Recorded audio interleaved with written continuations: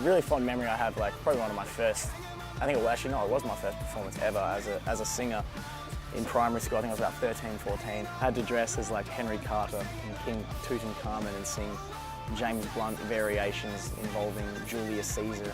Again, looking back, it was something that, being so theatrical and being so open about who I am and what the songs were and what the story was, it's kind of, again, still affected me to this day. Like, in every performance, I feel like it's an expression of my most personal experiences, and I like sharing that with the world. You know, these songs are like our letters, our letters of our life that we kind of just throw out into the world.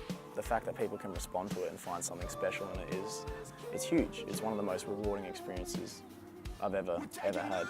But I think that was the first time I ever really fell so deeply in love with performing and singing and writing music, because, and again, if it wasn't for my parents or for my primary school teacher, I would not be here sitting in this chair. And looking back, it's so many memories keep flooding back. Like, it's so interesting because now that I'm thinking, I'm going back to high school now, I'm thinking like, me and Stephen, we were in the same music class, and Michael as well, we're in the same music class. Michael was the year above, and we never really like spoke to each other, we never really knew each other that well.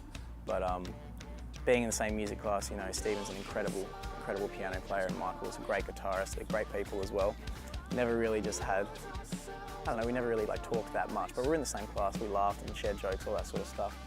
But I remember so many times just sitting in the room and kind of, whenever Stephen would play piano, I'd secretly record him, but I was too scared to tell him at the time. I'd always just kind of voice memo it and listen to it in bed and try to write melodies to it or try to write lyrics to it. And it's kind of like how everything started, really, like for the band. Like, it was Michael and Stephen started writing some music together, and they were eventually just like, you know what, this is really fun, we need to find a vocalist. And they saw me posting my covers and writing lyrics and all that sort of stuff, and they were like, you know what, let's get him. And they asked me if we wanted to start a band, and we did. We started out as Small Town Heroes, and after a long journey, we basically come a long way to reach the Faim, you know.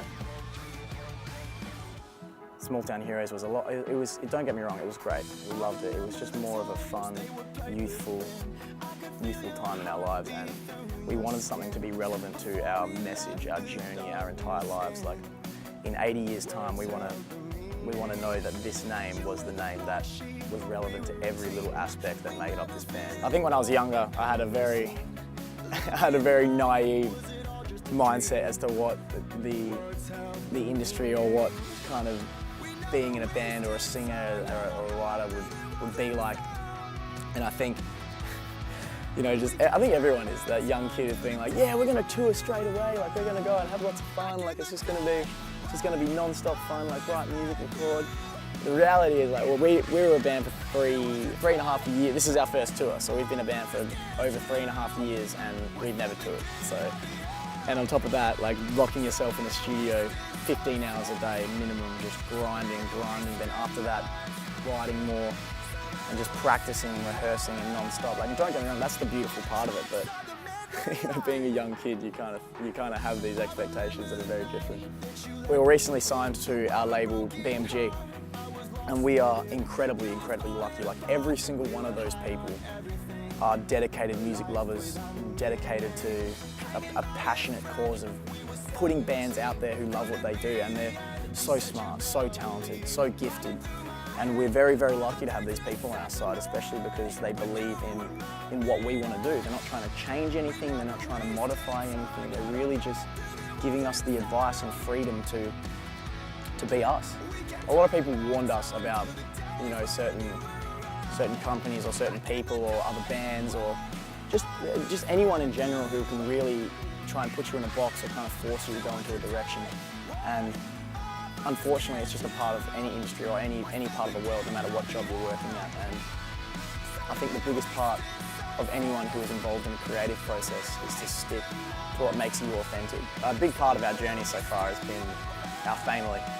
You know, like, you guys, I don't think you guys realise how much you guys mean to us. I mean, the amount of inspiration that we feel every single day that we get from you, it's mental. You know, the fact that you can feel something and connect with us and understand us from all over the world, it's really special. Like, these songs aren't just a construction process. These songs they're our lives. They're basically our memories, our experiences, our deepest fears, and our highest anxieties. It kind of, I think, amongst all the craziness that's going on, it's easy for you guys to forget how important you are to us, but none of this would be possible at the end of the day without every single one of you. Before I go, I just want to say one thing. You know, with music, you are never ever going to be alone. You know, music is one of the most beautiful, beautiful things in the world, and you should always hold it close to your heart, no matter what. I am 1/4 of the Faim. My name is Josh, and it is a pleasure to sit with you and chat.